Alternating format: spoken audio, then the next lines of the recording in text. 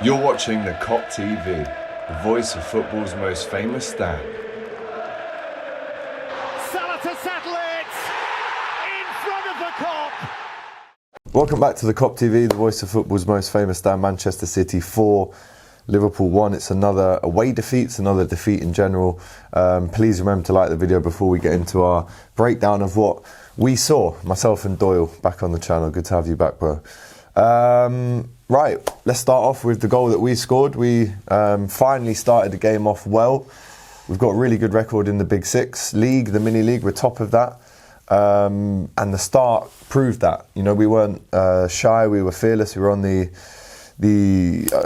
forward foot from minute one. It was a really encouraging start. 17 minutes in, we're 1-0 up. What did you make of that start from Liverpool? Because we might as well talk about the positives before we delve into the plethora of negatives. We exploited exactly the weakness that we thought City would have, which would be counter-attacking, and we scored a goal from it. It was a good goal, the finish was quality, the hold-up play from Jota was quality, and we let them have the ball for the first 20 minutes, the exact way we thought they were going to do it.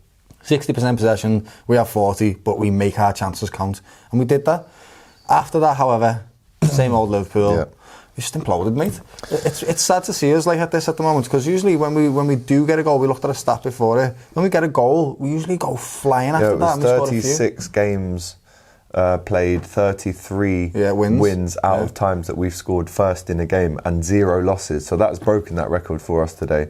It was only 10 minutes before they scored their goal. It was what I call a typical City goal. It's a lot of patient build-up, flashing across the box. It's a great goal. They clearly deserve to win the game, because they're a better team, by the way. Absolutely. But were you disappointed with, again, I hate saying this, I'm fed up of saying this, but the lack of tracking back? Virgil is looking like a shadow of his former self. I don't know what it is. It's not just the tracking back, mate. It's the press at the top as well. We're just missing energy. That's what we're missing from this squad. Massive amounts of energy that we used to have. Our play style is based around chaos. We create chaos with the energy that our players have.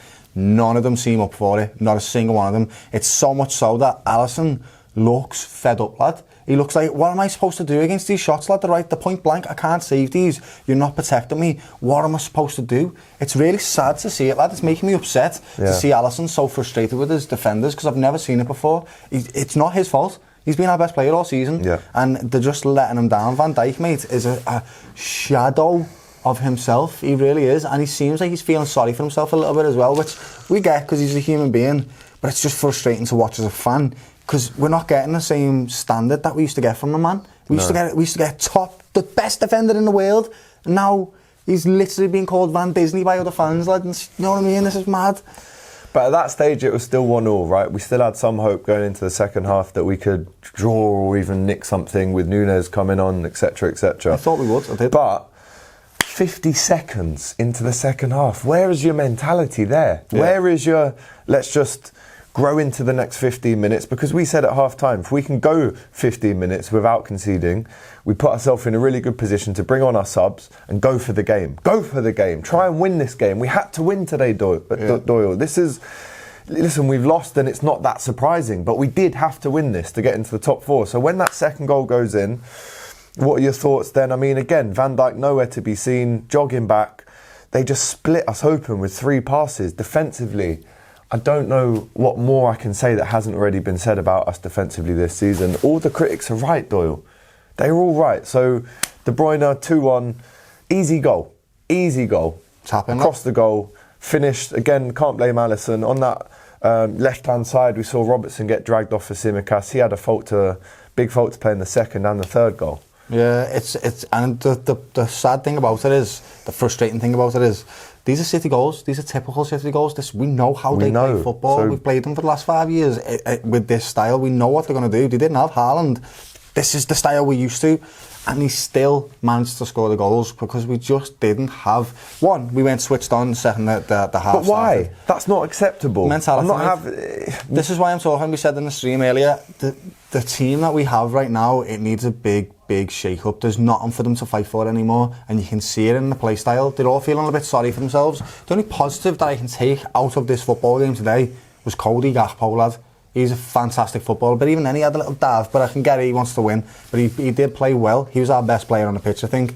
Other than that, the rest of them... Jota was alright as well. Jota played alright for his part, but then he died off because he's tired. Yeah. It was just one of them. But what I want to get an answer for is, listen, we go 2-1 down in the second half, 50 seconds in.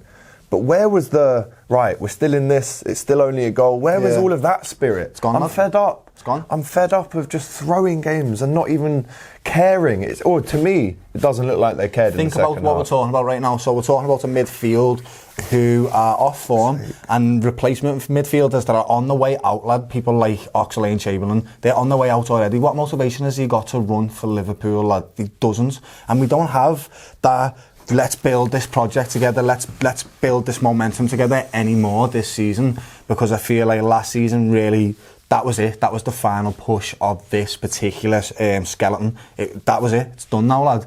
And so we're going to have to go through a massive rejuvenation of buying brand new defenders, brand new midfielders, and getting substitutes for the attackers as well. We need a whole revamp, lad. It's as simple as that. And so...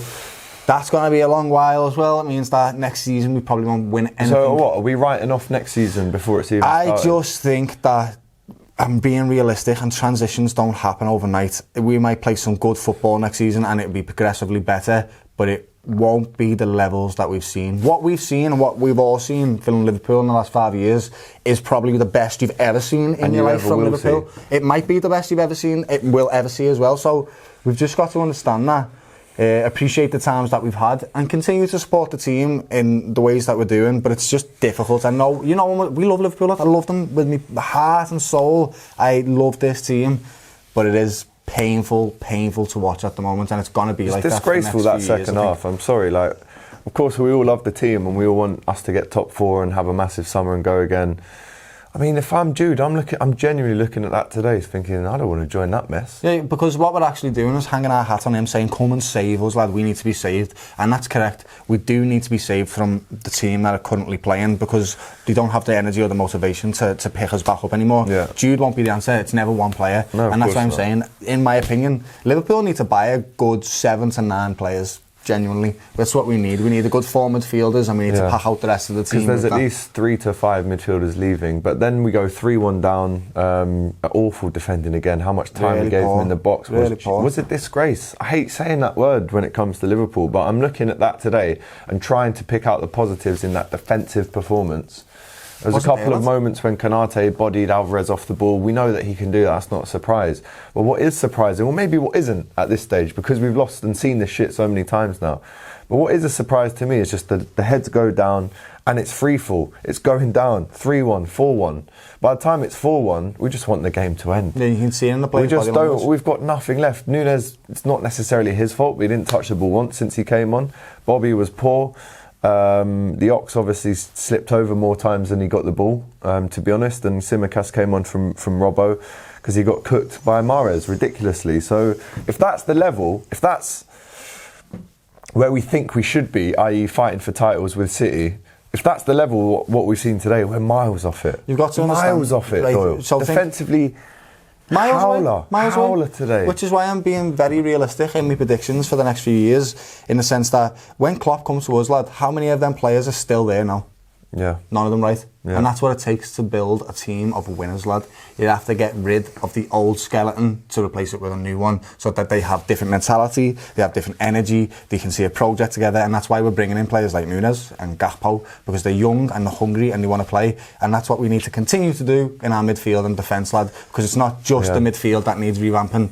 That defence, lad, is suffering, and Alisson is alone. I feel sorry for him. It's really because he is single-handedly keeping us from losing big time in almost every game. That game was played on the edge of Liverpool's box for basically 90 minutes. The high line did not work. I was always wary of that ball in behind. It didn't work, mate, because to have a high line, it's not always going to be successful, right? And the same with the top end pressure that we do with Salah and Gakpo and all that. But when it doesn't work, you've still got to just keep doing it. You've still got to keep doing it. You've got to keep doing it with the high press. And the problem is, when it doesn't work, they're no longer keeping on. They're putting the high press didn't work, but also the in-game management. I think this is an issue, and let us know if you agree or disagree with us here. To not really react in that second half. We were 3-1 down when we brought on 4 subs in Nunes, Firmino, Tsimikas and Ox. Why? 69 minutes, I think it was. 70th. Why? Why? That is a red flag for me. This in-game management that we can't seem to react quick enough. It's not even about reacting, it's being proactive. Thinking about what they're going to do and reacting to that situation. And if they don't do that, let's move to this situation. I could see we went from a 4-3-3 to a 4-2-4 to a 4-4-2. I can't say really and truly that any of it worked because they were just knocking the ball around like we weren't even there. It comes down to this now, lad. Liverpool have to be ruthless. If you want to be successful, you've got to be ruthless, and that's what Liverpool are going to have to be. We have to do that this summer. And I love the players that have played for us. I always will. They'll be a team in my mind for the rest of my life. But it doesn't mean that things don't need to change, and they most certainly need to change, unfortunately. Right, well listen, we'll wrap it up there. Again, let us know your thoughts in the comments. And another disgraceful away performance from Liverpool that I cannot excuse anymore. I feel sorry for Alisson. He doesn't even deserve to be playing behind the 4 defenders in front of him right now. Concede 4 goals again, not for the first time in the league this season. And it's just disgraceful all round. And we go to Chelsea away on Tuesday and Arsenal, the potential champions, at Anfield on Sunday. So this week could get a lot worse than we feel right now. But listen, Doyle, thanks for coming on, brother. I know it's difficult in these times when we've lost so heavily, but there you go. Make sure you like, comment and subscribe to the channel if you haven't already. We're out of here. Yeah. What can you guys? Thanks for watching this video, guys. I hope you enjoyed it. Please, guys, don't forget to like, comment and subscribe to the Kop TV. The voice of football's most famous stand.